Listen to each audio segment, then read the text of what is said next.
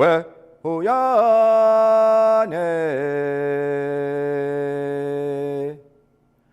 왜 호야네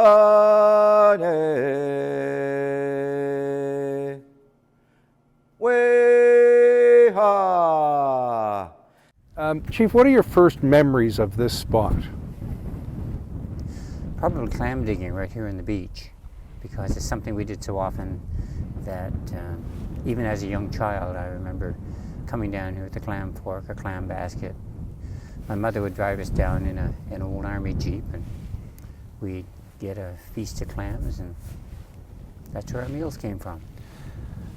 Now, when I was a boy in Nova Scotia, we would stomp on the sandy beach and hope for a little squirt of water that let us know that there was a clam underneath. Is that what you did? Sometimes I didn't wait for the squirt of water. I would just look for the hole and take my chances. And what'd you use, a shovel, a rake, a pitchfork? We used, we called it a clam fork. It's basically a fork that's bent, and means that you bend over and use it that way. And you didn't have to come very far because you just live up over the rocks on the other side of the road. Absolutely. Sometimes we just walked across the beach and took our tools down and got a feed. But it wasn't always without incident, I understand. No, it was not.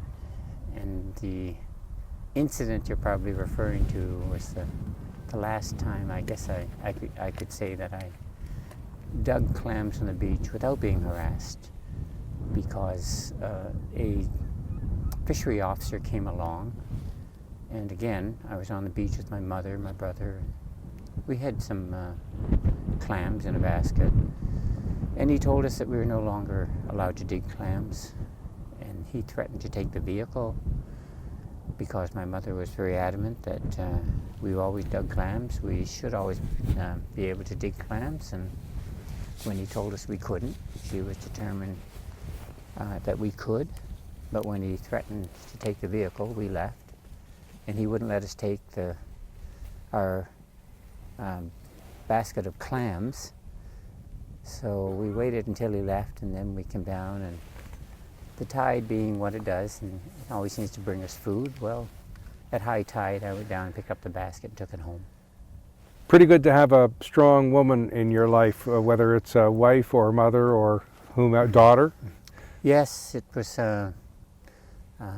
more important than I could even imagine back then, and it's only later in life that I really came to appreciate how her strength, and it was often used to describe her in very negative ways, but her strength was actually what kept us on Indian Point all these years.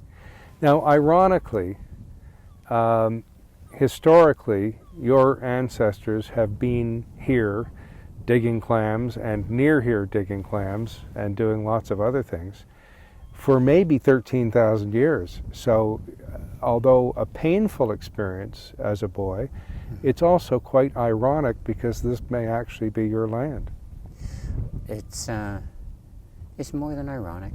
It's somehow, I'd like to think that a little justice may come out of this, and I'd also like to think that even that incident, somehow it determines who we are, and I think that was probably something I can reference for years after as to how we were different, because there were many times when I grew up in a town where I didn't realize I was different.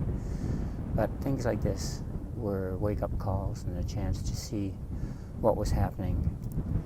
And I went back to the house with my mother, who was so tough in front of the fishery officer, but she was crying when we got back because she knew what had happened. I really hadn't. At 10 years old, I really hadn't. And another little irony in a sad situation is that sometimes people derive some strength from an injustice. Do you think that has propelled you a bit? Oh, of course it has. And it happens not just to me, but when I see it with others, I can understand. I can actually appreciate how they feel, and all of a sudden, it's a different view of the world we live in. It wasn't all rose-colored glasses. It had different meaning, and yeah, it probably defined who I am to this day.